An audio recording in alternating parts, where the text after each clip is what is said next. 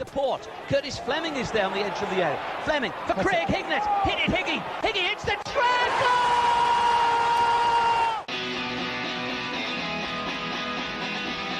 Avenelli coming alive again. Juninho wants the ball played to him. Avenelli spots out Emerson!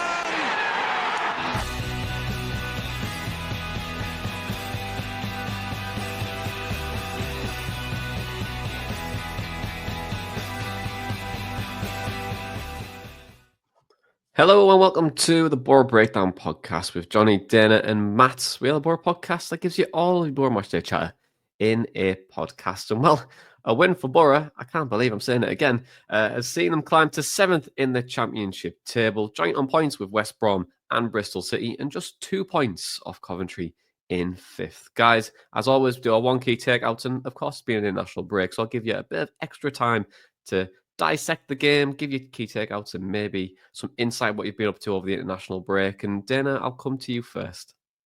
Yeah, well, what I've been doing over the break is completely disconnecting from football. As Boro fans, we all know the reason why, and I'm not going to mention it.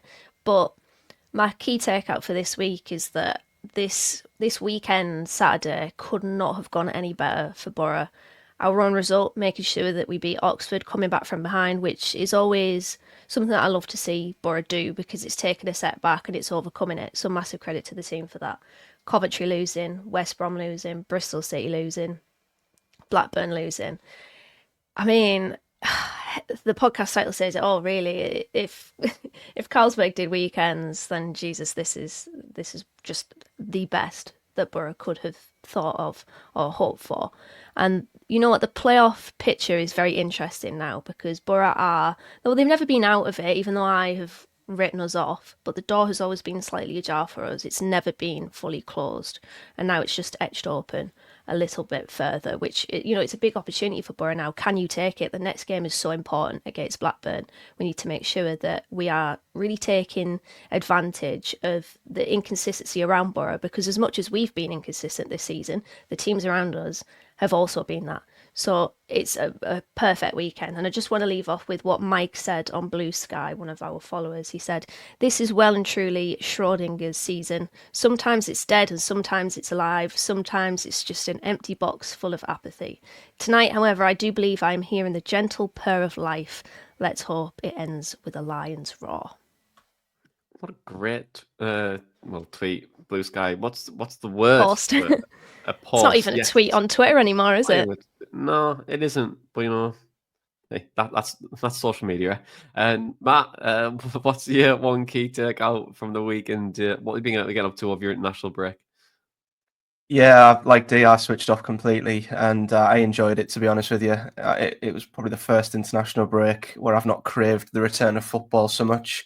So I enjoyed it. It was good. And as for yesterday, my one key takeout is that I think it could be a bigger win than maybe it feels like at this moment. There was a comment on Tees yesterday, which I think Mado alluded to, which was beating the mighty Oxford. And although it was only Oxford and it is a game Boro should absolutely be winning, I think there's just a few pieces to that win that could be very important. Dana alluded to the fixtures going our way, which isn't the first time that's happened this season, but to see Boro actually capitalise on that was big. I think there were some performances in there. Iheanacho getting his first goal, what we saw from Milling Jr., a continued decent, solid back line.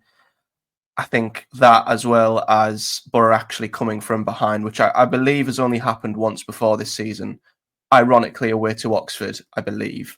So only the second time this season we've actually come from behind to win a game. So I think there's just a few little things within that win yesterday that could be more important than they seem. And I think just with it being obviously off the back of an international break, it feels like there's a bit of a reset. So hopefully, we can now kick on from here because, the opportunity has opened up for us once again. It's all about whether we can take it. And I'm still not mentioning it. That even word, even the thought of finishing in those positions. I'm just going to take each game as it comes, which is a very football cliche. And I thought it was a big win yesterday. I really did. We were terrible in the first half, but we managed to pull things around. And it will definitely give confidence, I think, to come back and win the game. But you should be beating teams like Oxford, and I'm still not confident in us right now. I think there's still a lot more that we can do, and I did at the start of the season predict that it would be sixth, and I think we'll be happy with that. And it's still pretty much on, but I think there's a lot to do in the next few games to really try and cement it. No one wants that position. And I think we've got a lot more confident at the back over the last couple of games for some parts of it, but I think confidence only came from having Travers in goal. I think Travers is making a massive difference for us right now. And he's keeping us in games. We're riding our luck, and then we're taking advantage of our attacking outlets at times to hopefully see a game out. But 4 wins and 6, it's not too bad. We're second in the form table, which I cannot believe I'm saying that. And we've been quite crap in the process of it. So it's very typical Boro things to do. But yeah, in my national break, I was enjoying the football discourse, spelling Iniacho. Really, I really enjoyed it. There's there was Iniachu, and Iniachu is my favourite one. So now I'm just going to call him Ian Sneeze because I just think it's really funny. And he will now be known on this podcast as Ian Sneeze. And let's stab at him because Boro, another makeshift Boro, fell behind in the first half. It could have been 3-0 at half time, really, and probably would have been deserved. But Ian Sneeze himself and Neto Borges gave Boro all 3 points. And Dana, how would you assess the performance against Oxford yesterday? Matt's dying over there. Yeah, you know what? The first half was much like what we've seen from Boro recently, just not good enough. I think Oxford did restrict us in a way. They had the 3 at the back, and then I think when you're a team that are fighting to stay up, your main approach really is to try to be hard to beat because you want to keep a clean sheet, right? You want to make sure to try to accrue as many points as you possibly can in the run-in. So I think Gary Rowett's approach was probably to try to nullify and keep Boro at bay. And we had a lot of possession, but there wasn't a lot of intention with it in that first half. You saw a lot of shots from outside the box, particularly from Hackney, who must have taken great confidence from scoring during the international break because he was really trying to score from range. So the first half was not good enough from Boro.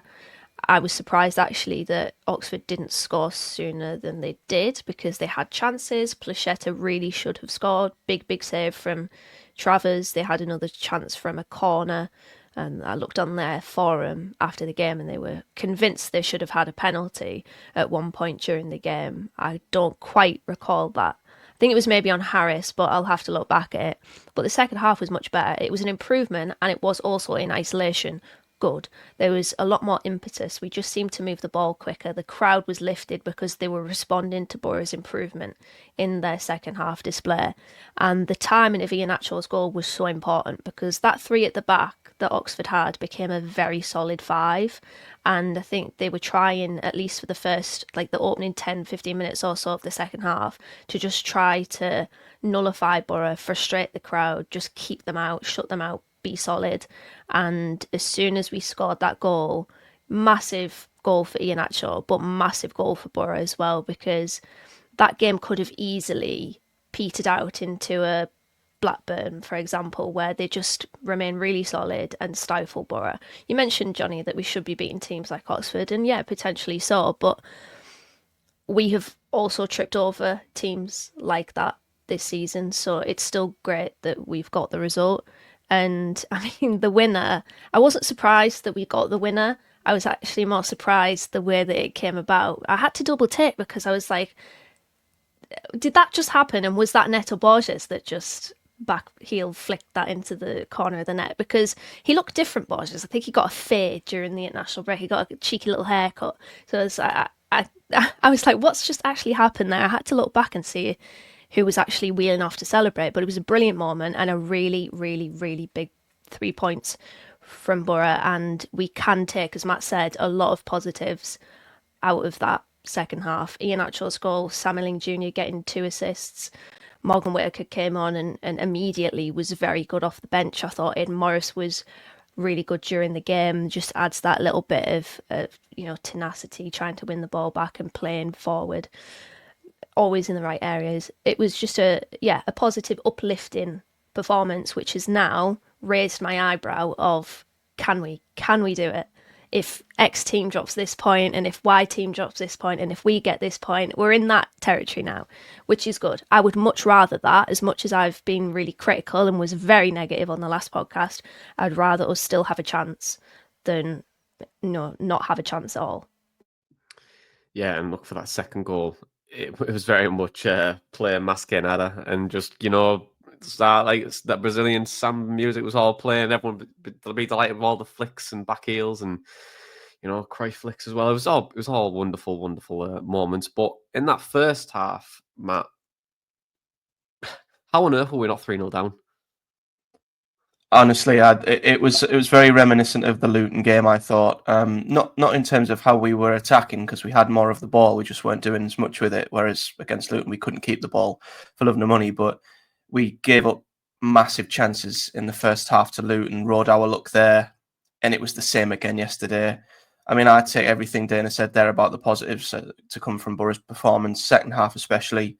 I think overall it was a very positive day for us, but we can't disregard the fact that if we'd have played a team who could remotely finish, same against Luton, we'd have got beat there and we'd have got beat yesterday, or we'd have at least had to have come back from quite a deficit because, they should have been 2 or 3 up at the very least.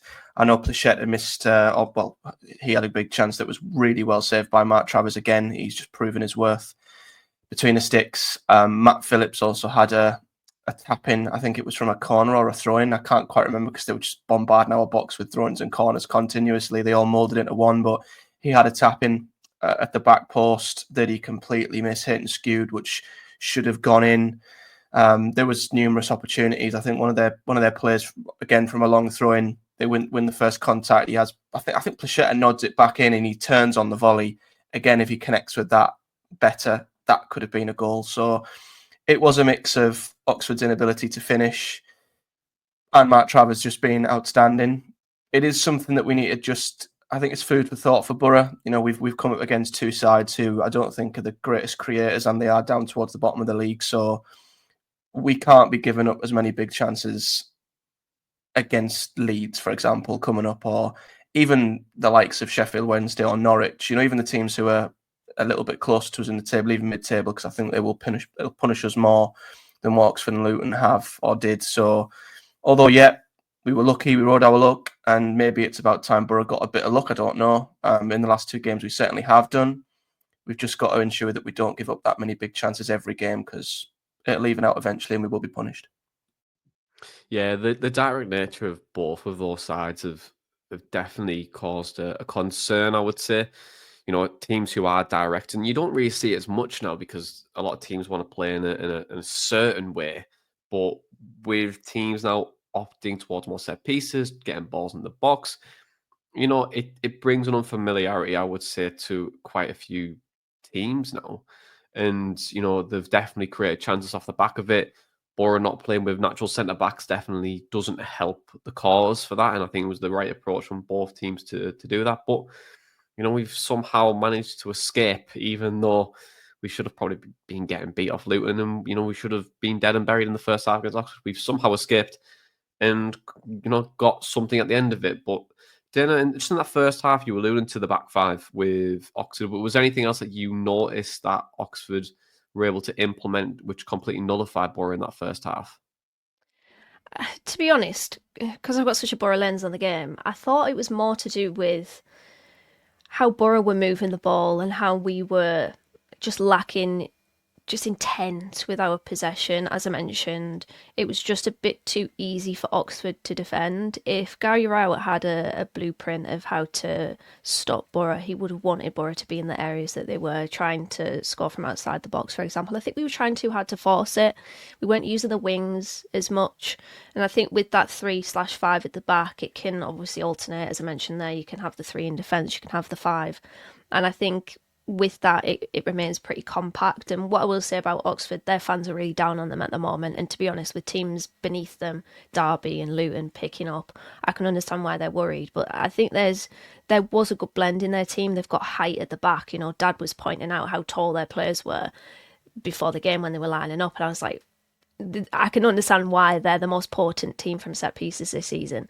So I think that's why Boro went short with their corners. That's really good, actually. It's a good adjustment. It's recognising that, yeah, we're probably not going to get a lot from opportunities, balls into the box off the floor, because let's be honest, Sam Milling Jr. put balls into the box, but crucially, they were low crosses, and that was really good, actually, from Boro. It was an adjustment, recognising, as I said, what we can do. And yeah, I just felt like we were trying to go too central. We weren't working it out wide enough, particularly with Sam Elling Jr. And in the end, you saw with him the 2 assists or the 2 chances that he created for the goals, brilliant deliveries into the box.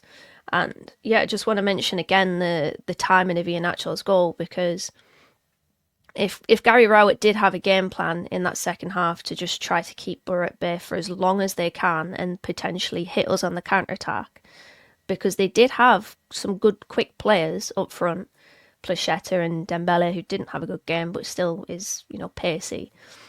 Then, and Matt Harris as well, who actually, he had a chance in the reverse fixture, the one-on-one that he fluffed. He seems like the type of player that if you present him with an opportunity, because he did have openings in that game yesterday, he's not really going to take them. He's not a clutch player, but I can see his industry. He did set up their goal, to be fair. But yeah, the game plan just went out the window with the timing of that goal. So first half, I think they restricted us, but also we didn't really help ourselves we were just a bit too, it was a bit of an insipid performance, I would say. It's just a little bit too slow and not really inventive enough and trying too hard to force it from long range areas. Yeah, and just before I come to the second half, I want to just speak about Mark Travers just for a moment, because for a few games now, he's kept us in the game. Did some big saves, and he's got a lot of confidence in the back line as well. You always breed confidence when your goalkeeper's going to save a chance, or you've at least going to have a good percentage to save it. And for me, it feels like signing Mark Travers on a permanent, if you have the chance, is a bit of a no-brainer. I don't know if you guys have any thoughts on that, to be honest, because I think he's been excellent since he's came in. I couldn't agree more. Yeah, I think he's been outstanding, and the shining light to come out of a pretty tough January window. To be honest, I was looking at his numbers, and I think his save percentage is currently sitting at around 75%, 76%. So he's saving 3 in every 4. And I recall Seny Dieng was probably saving 1 in every 2. So I think already we've got a goalkeeper who's just so much better between the sticks, saving us points as opposed to potentially giving them away. And if you were to put him up against the other goalkeepers in the Championship at the moment, his save percentage would actually have him 3rd behind only Trafford and Michael Cooper, I think, who are undoubtedly the 2 best goalkeepers, I'd say, in the league. So I think he is one of the best goalkeepers we could get at this level. So I would try and do absolutely everything we could in the summer to bring him back. I'm hoping maybe Bournemouth and how well they're progressing at the moment, maybe there isn't a need for Mark Travers as much with how well they're doing. So 100% I would.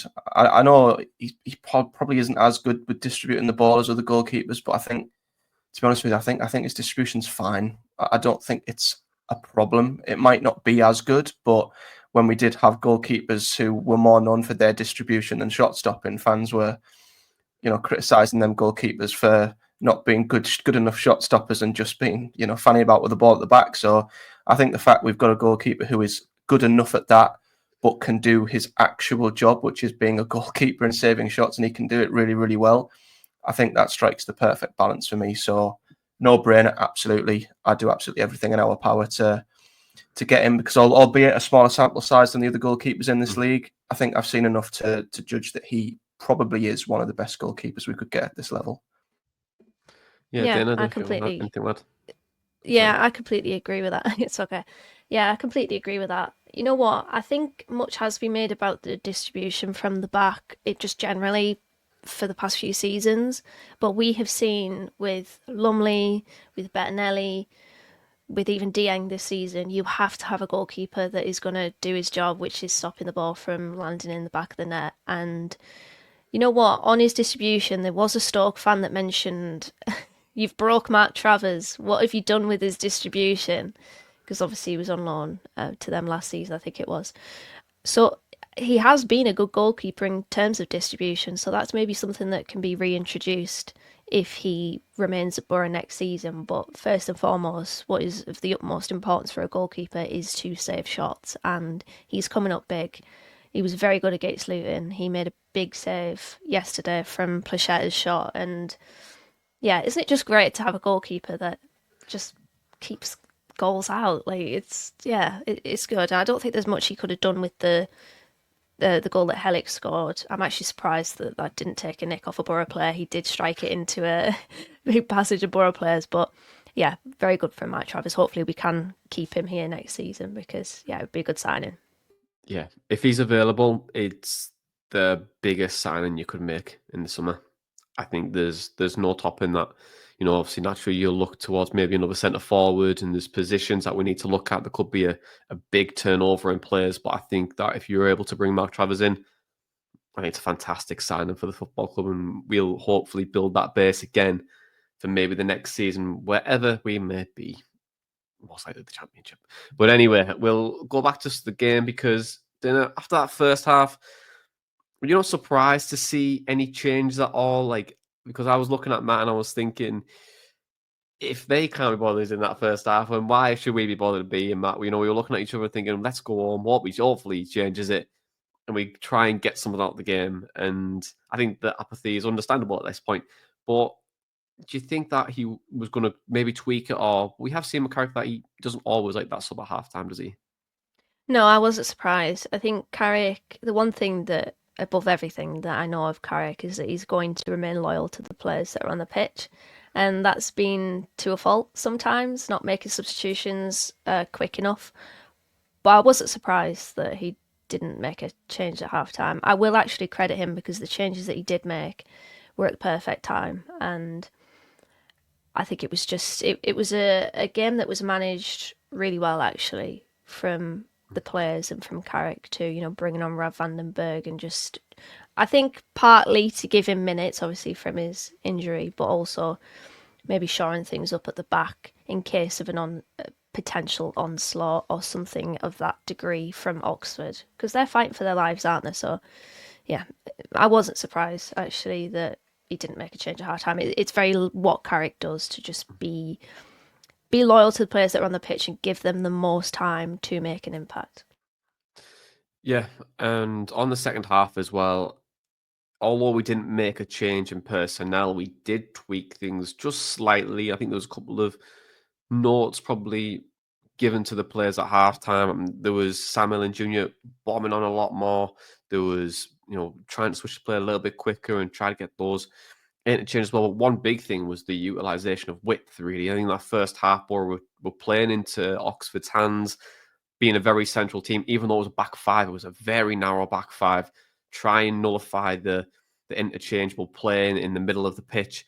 And when Boro on the ball, you would always see Hackney look up, and then on that left-hand side, you would see no one, but then Conway, Ian Sneeze, and Delano Bergzog on that right-hand side all together in a bunch. So it was always going to play into their hands. And I think with Ian Jr. really starting to present that width on that left-hand side, it really paid dividends. It allowed him to get that 1v1, and he had the right back on toast.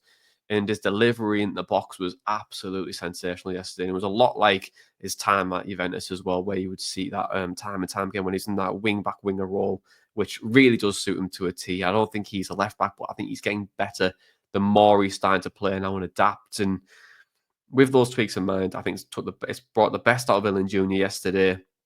And additionally, it's been able to work something out and get the result from it as well. And we did fantastically well there. But yeah, as always, you know, if someone's controlling the centre, the space is out wide. Try and stretch a team from there and getting those balls and those low balls in the box. I think they paid off massively for Boro yesterday. But Matt, I'm going to come to you just on Ian Sneeze, because Dan has alluded to how much of a big goal it was for him yesterday, and what for the team in general. But I just want to chat about him for a second, because that goal yesterday must have gave him a load of confidence.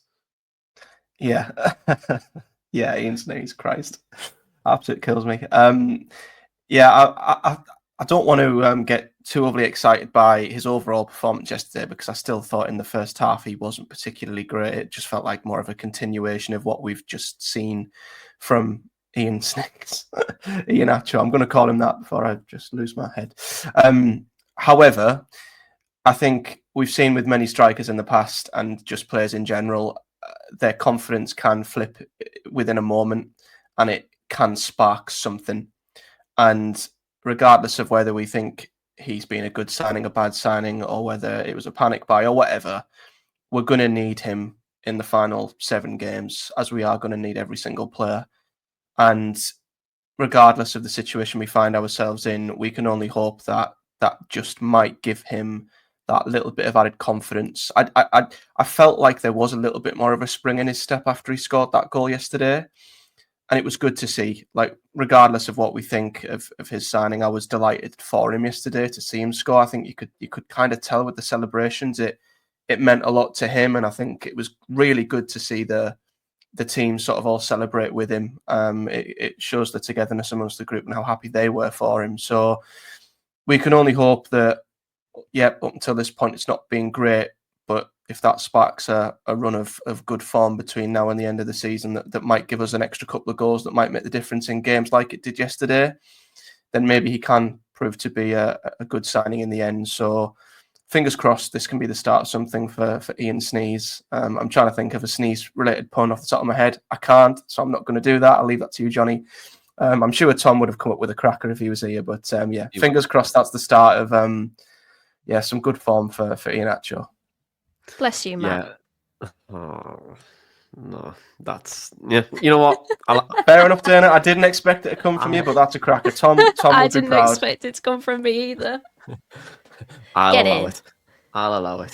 And look, on the confidence side of things, Matt, in the first half where he's brought the ball in and he hits the bar, I'm thinking, oh god, this is not going to be his day. The crowd are on his back already, and that goal is a massive difference for him. And yes, I was still frustrated with elements of his performance, but he's had a tough run over the last 12 months, Kelechi, and he's not really hit the ground running at Sevilla. He hadn't really hit the ground running here. And, you've got a point of proof sometimes, and you can get in those ruts.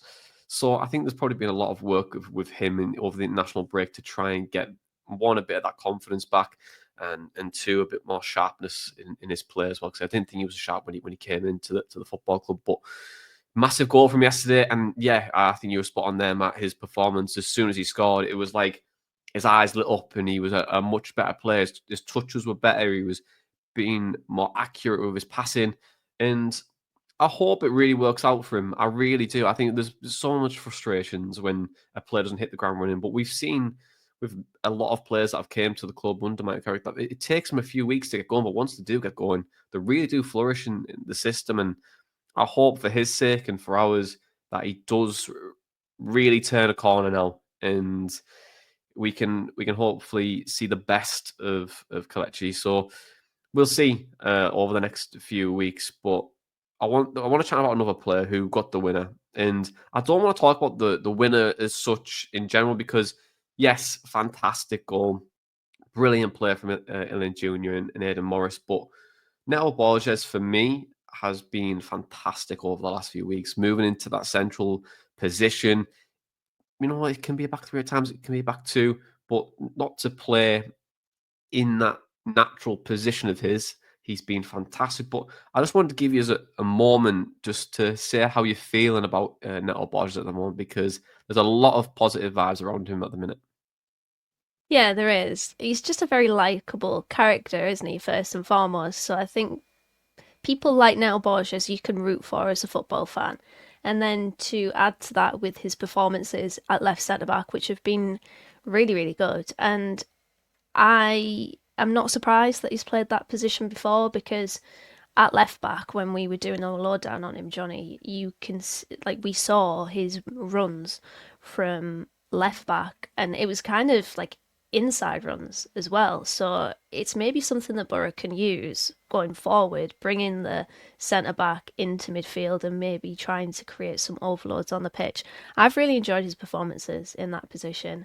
and we're going to discuss it, but it'll be interesting to see now with players coming back, defenders coming back, whether he stays there, because I actually think that right now he does. I don't actually want him to move from that position because obviously Illing Jr. in the last game anyways was very good. I say last game because it wasn't good against Oxford, so he needs to gain some consistency within his game. But that left side yesterday against Oxford I really enjoyed, and his interview after the game with BBC Tees, if people haven't listened to that, please do, because it was just a really, really good interview, saying how much he loves the fans and loves the club and his adaptation to English football. He has adapted now, he said that, and I think we've got a really good player there in Neto Borges, a good character, a good footballer, a good leader, a talker, the type of player that Boro fans have been wanting, I think, in that regard. So, yeah, really enjoyed Neto Borges, and that flick yesterday was, really, really good. A really good moment, and he deserves it, to be honest. Yeah, there's no player in the team, I don't think, who deserved that moment more yesterday. I think over the last few weeks, I can't remember the exact words, Carrick described him in his post-match interview. I don't know if it was like a beacon or a shining light or a bright spark from our recent run, but I couldn't have agreed more with it. I feel like in a tough run of form like what we've been through, you do see the character of some of the players a little bit more. Some of them, will they hide? Will some of them stand up? And he's certainly been one who stood up and be counted. I remember his reaction, I think it was post Bristol City. He was just stood in front of the fans clapping and he looked distraught. And I've always liked Neto's personality. I remember his actual initial interview when he signed for the club was really, really good. I think he's done a recent interview with the club again on the website, which was good. The one on Tees yesterday was good. I think them sort of players are ones that Boro fans can really relate and connect to. And as well as that, I just love seeing players. I know it's a bit of a cliche, go on a bit of a redemption arc, I guess. It's one of the best things in football. 6 months ago when he was struggling at left back, there was so much of a discourse around him, and he's just another left back in the conveyor belt of signings that we've tried to shoehorn in there that's just not worked. And maybe, sometimes you stumble across good things by accident in football, and him being dropped into the left centre back might never have happened without our injury crisis, but it's brought out a different side of him, and it's just so good to see a player go from one that was being wrote off and criticised quite heavily to one that now is getting his name sang from the stands and has his own chant. I really like the "He's Brazilian" chant. I'm glad to see that coming back, but in a different version yesterday. That was good. So, delighted for him because he's a great character, and it's just really nice to see this sort of thing happen to a player in football, go from being wrote off to being a fan favourite. Yeah, and I don't think I can add any more to what you guys have said about Neto. He's just been fantastic over the last few weeks, and to be in a position that he's in and adapted and improved on, really good. A lot of credit goes to him. On the lowdown point that you mentioned there, we see a lot of it. Someone who can do those inverted runs and really cause us overloads. I think it's a fantastic position or option to have when you are in possession. And it allows us to go into like the next point really around Rav coming back. Edmondson's coming into the team again, most likely when he returns from injury. Sorry, and, returns from injury and is fully fit again. God, it's very early this morning. And what do we do next? We have Jonny Howson and Neto Borges who have been fantastic. Samuel and Junior's filled in at left back. But what do we do when those players do come back? Are we going to change it? Are they going to have to fight for the places? What would you guys like to see? Oh, this is really difficult because I do think that with everything, players have to fight for their place back. Ideally, I would like Boro to play their best defence. What that is, who knows, honestly. It's been so difficult to even come up with what Boro's best defence is this season because we've just not had the options, really, to be able to say definitively that this quartet of players are. But, yeah, I think for the next game, what's really important for Boro going forwards now within the run-in is consistency. It's consistency within performance, it's consistency within selection. So if you're Rav Vandenberg, of course, you want him to come back into the starting 11 as soon as possible. And I really like Ralf van den Berg. Really, really like him. I think he's a fantastic defender. He's very composed as well. And that's something that Howson was in defence yesterday. I did rate Howson's performance because of that aspect.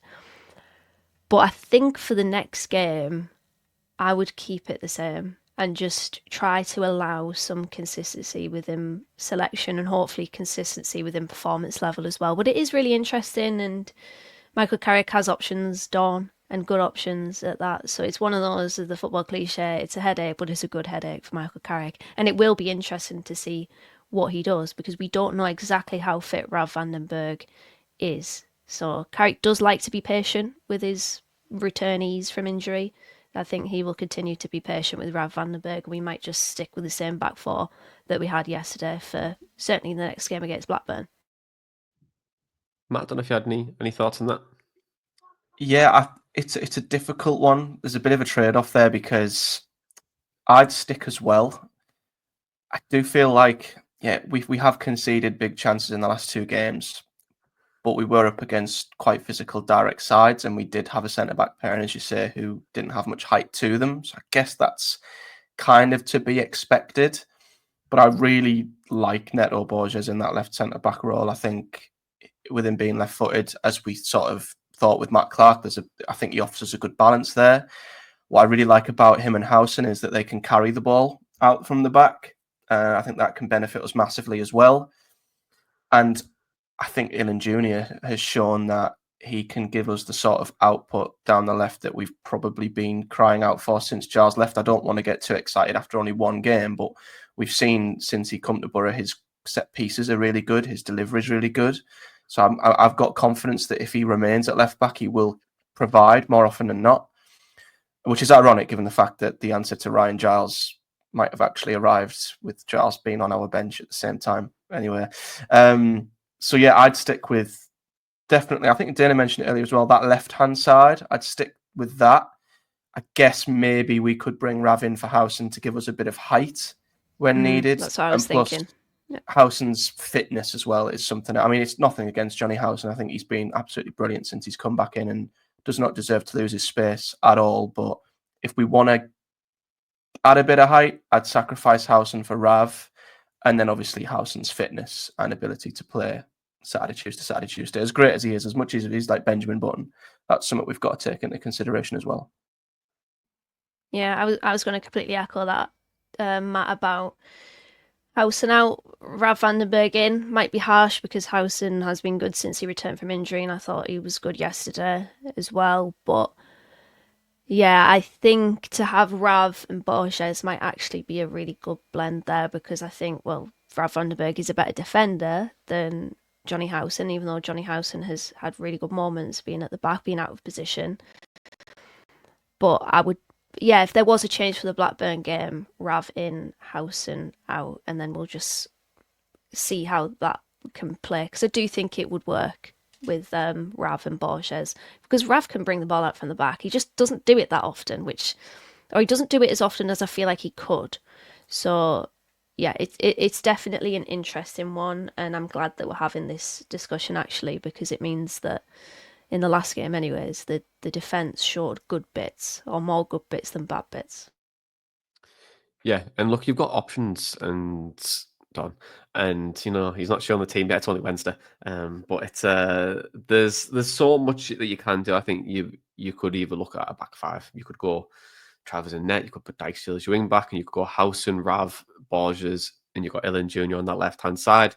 It'll allow you to have those inverted runs from the likes of Howson, who can bring the ball forward, or Neto Borges, who can add that additional person in midfield. And where do you take that spot from? You might have to go to like a 3-4-2-1 and maybe have Azaz and Whitaker in there with or Kelechi. So that there's that, and you've also got the option, Dawn, for keeping the 4-2-3-1, moving Borges that left back role and playing with Howson and Rav as your centre halves, and then put Ilan Jr. on the left hand side with Azaz and Whitaker or Kell on the right hand side. So you've got a couple of options that you want to maybe look at. I think with Howson, I think the centre back position right now, I think that helps him massively because it hides the the weakness of his game now, where I don't think he's as strong in the midfield. I don't think that he has. When you're playing centre half, you've got more time to think, I would say, and you can position yourself a bit better. And you're not getting people running around you in a circle. It's more you're very much everything's in front of you, and I think that's where Howson will probably be more beneficial for the next few games. I just think in midfield right now, I don't think he's the player that we would heavily rely on. I think that he's definitely a good player, and he's been fine. He's been 6 and 7 out of 10 for the last few weeks, and that's what you want from him, really. And I can't really say much more on that. I think there's just, if you were to keep him right now, I probably would keep him as centre half with Rav. And if we were to play that back three with Rav and Borges, it just gives you different angles, gives you different options, and you can hopefully create chances from different areas, because Boro can definitely do it. But let's move on. It's podcast question time now.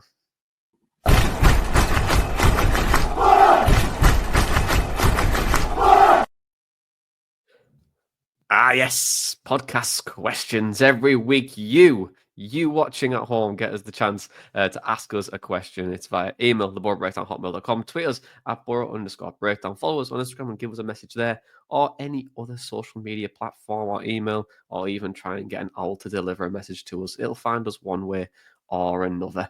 And the first question we've got this week is from Chris, and he asks, given how bad we've been for huge parts of this season, do you think getting in the playoffs and not going up would ultimately be more damaging than not making the playoffs, given the fact it'll likely pave over the cracks?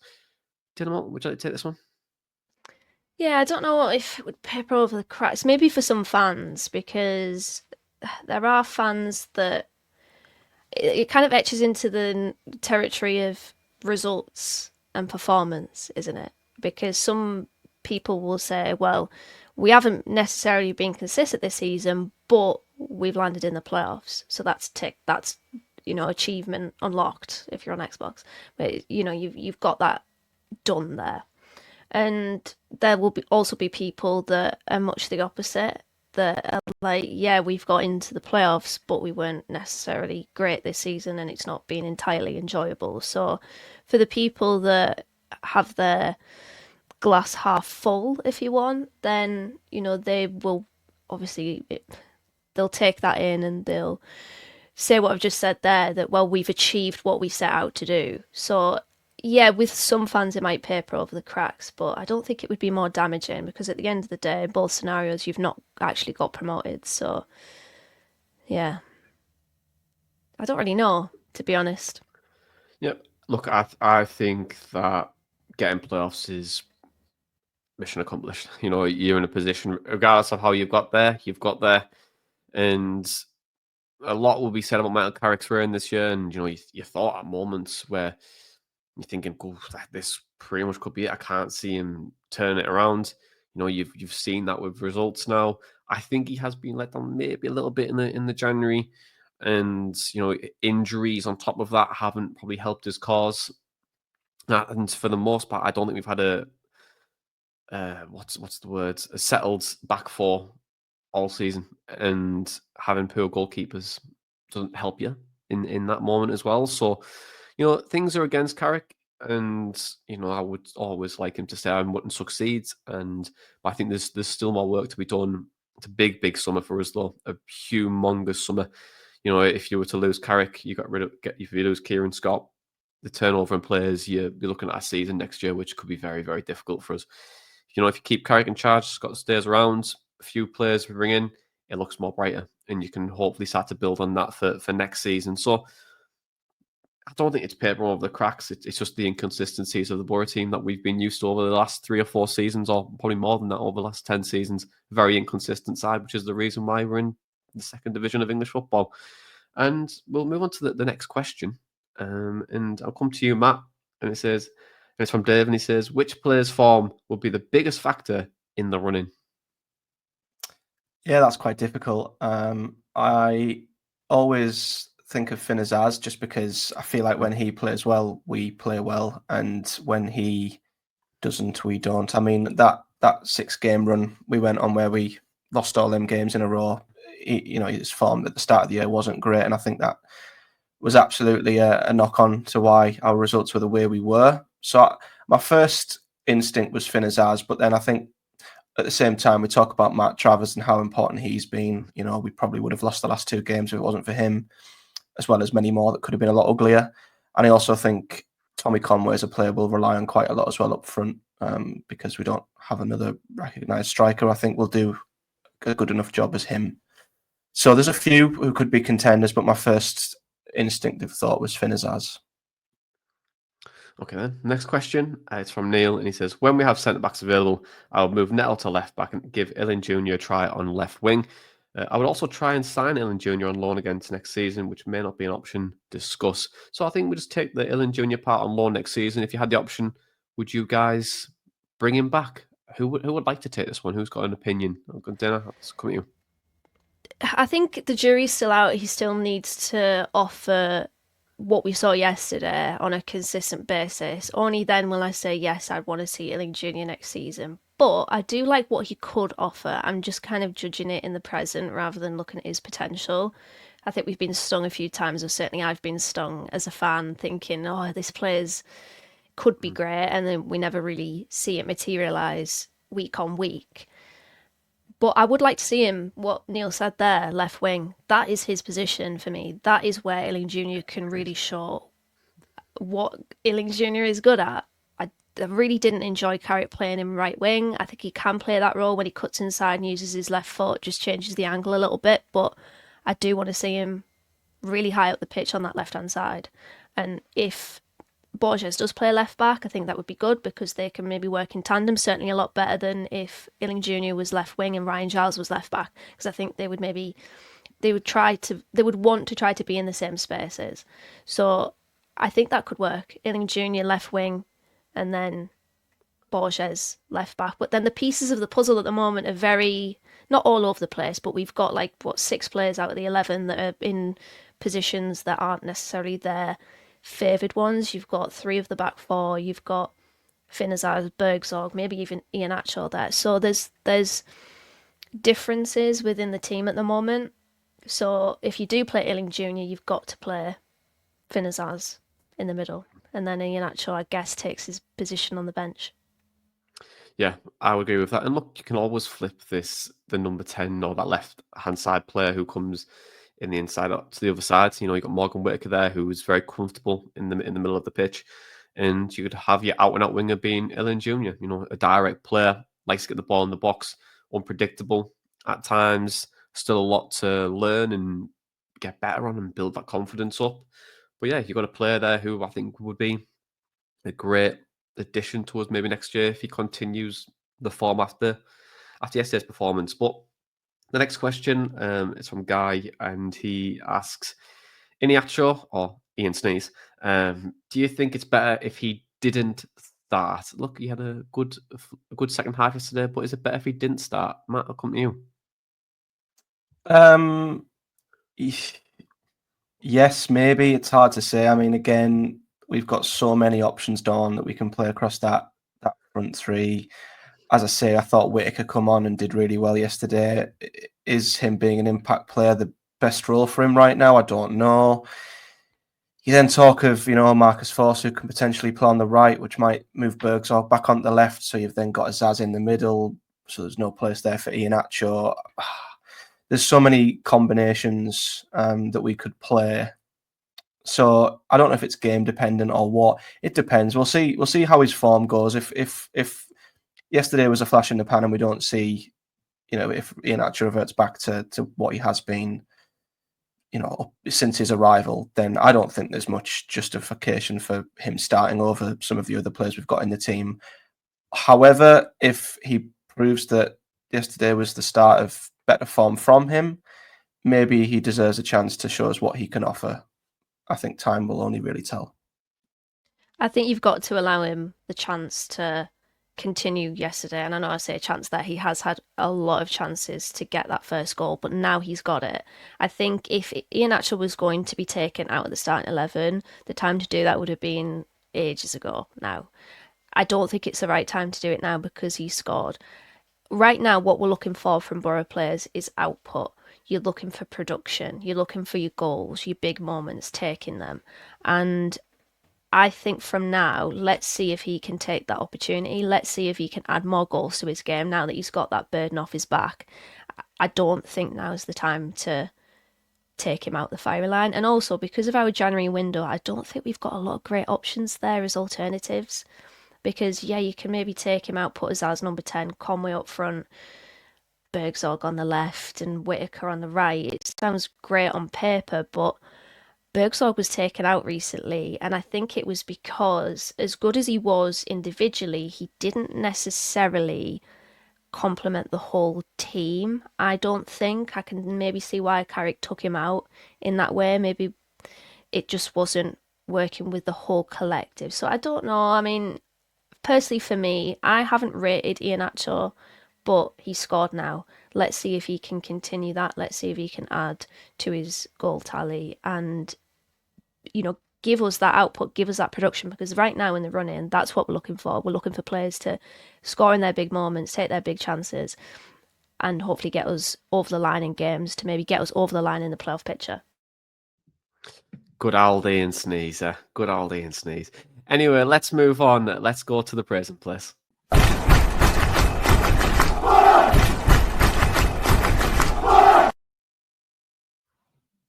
Yes, the praise and place. The place. We like to give praise to a player, a coach or staff member. Dana's shirt that she's wearing right now, which is the 2000 and 2001 away kit. And, Matt, just for being here, thanks for being here. That is a compliment in itself.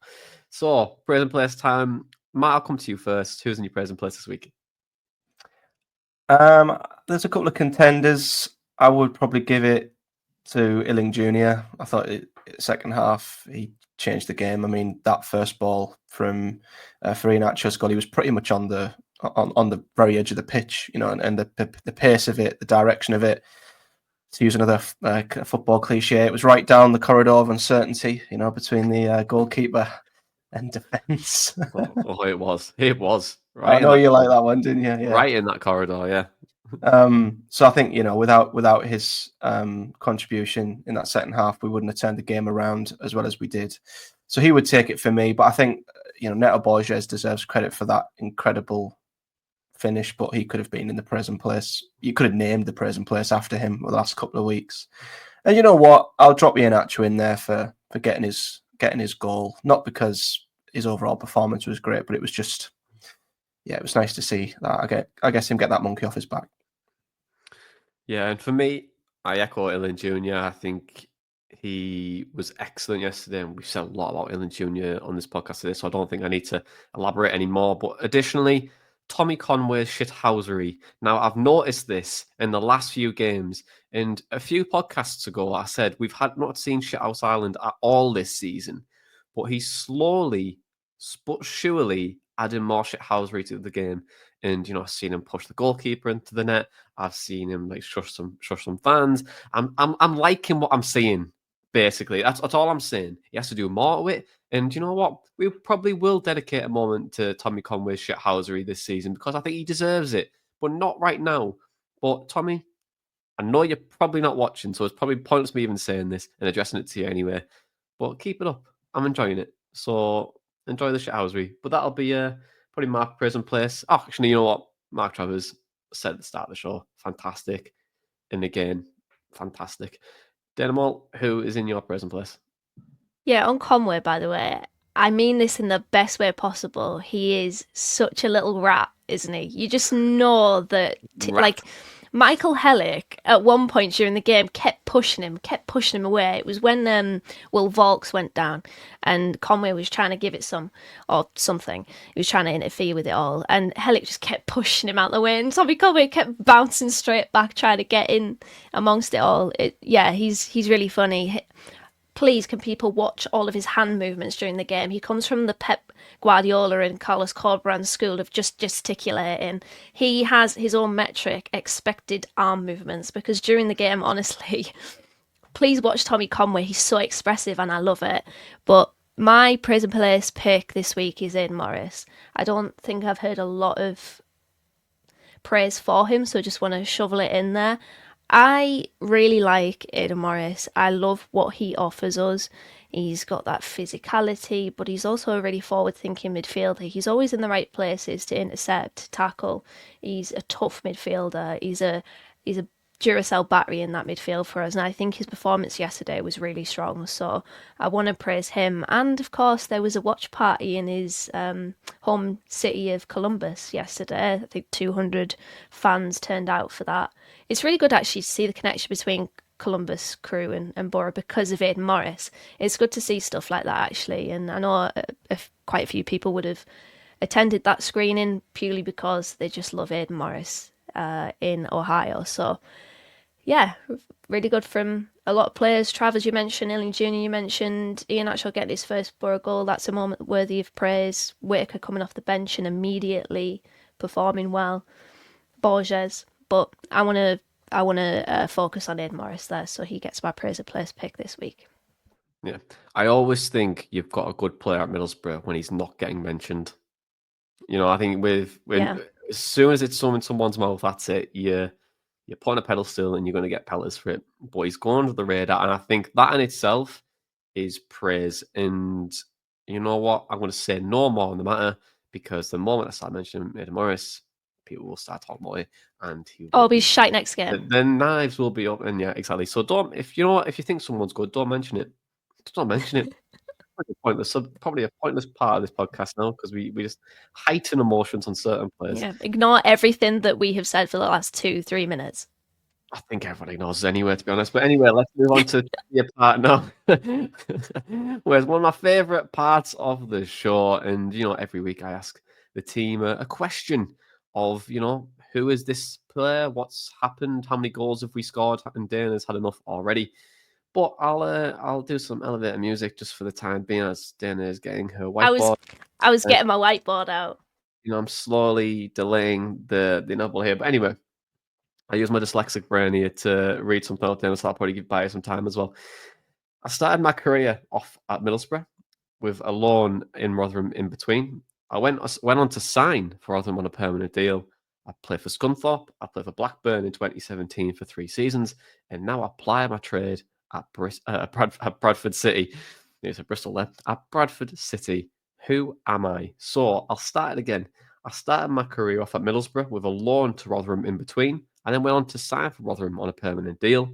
I played for Scunthorpe, Blackburn in 2017, but now I ply my trade at Bradford City. But I'm not mentioning all these players' clubs here because he has played for a couple more championship teams. But anyway, your timer starts now.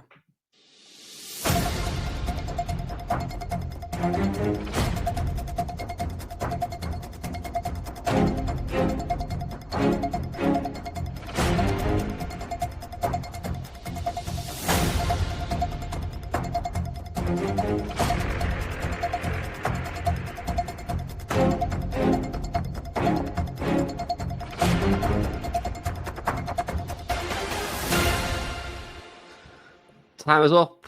Time is up.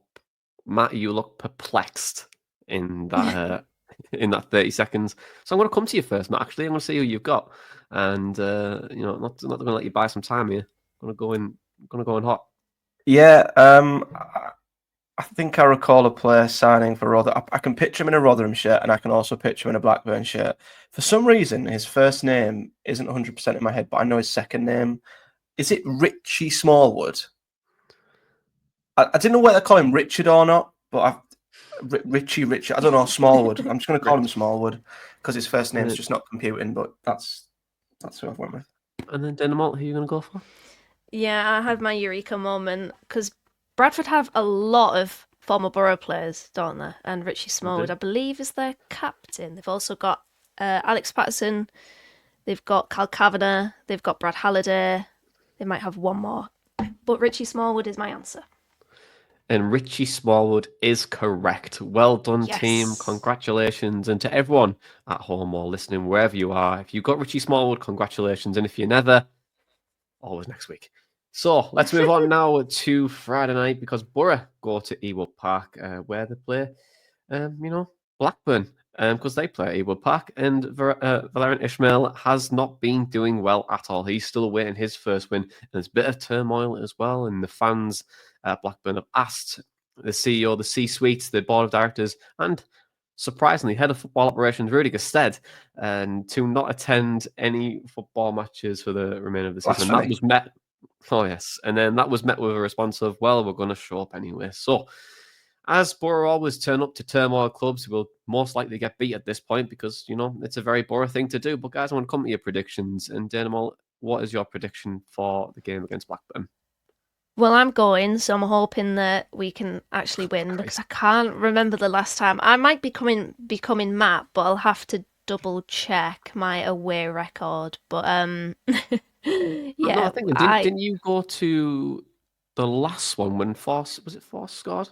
You went the last one, didn't you? Yeah, I went to that one, but my last few away games, I went to Preston, went to Derby, so it's not been great this season. But yeah, hopefully we can break that duck because bloody hell, it would be good to see that. I'm gonna go with 2-0 Boro, and yeah, everything's all rosy, clean sheet, and yeah, maybe someone will throw a tomato at Rudy just said. Who knows? Yeah, I thought you were going to say 2-0 Blackburn there, which I wouldn't have been mad at because it's a very Boro thing to do. But Matt, what are you going to predict? Yeah, I love how I'm still getting crap for away. I was in Hull, I was in the away end at New Year's Day. I was there. I've seen us win now. I've not been since.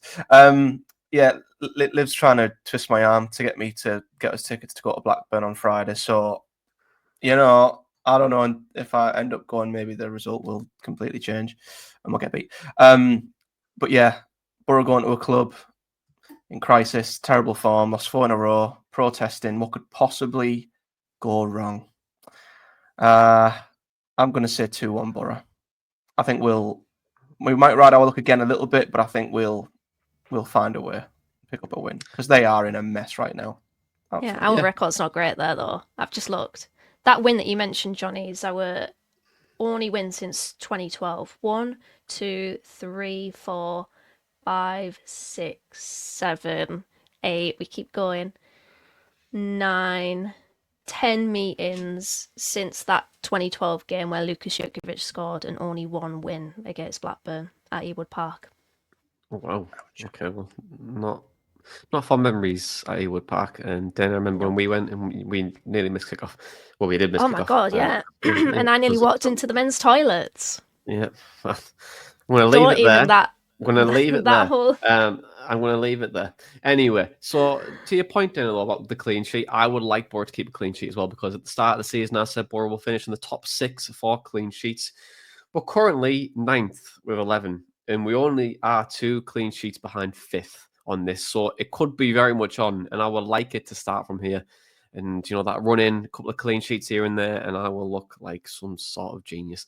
So, yes, I will go for a 1-0 Middlesbrough win, and I don't care who scores it.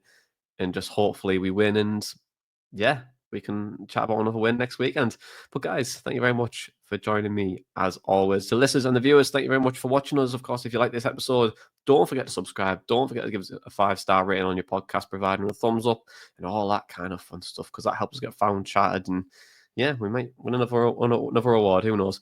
But for right now, this has been the Boro Breakdown podcast, and that was our Boro Matchday Chatter in a pod. Up the butter.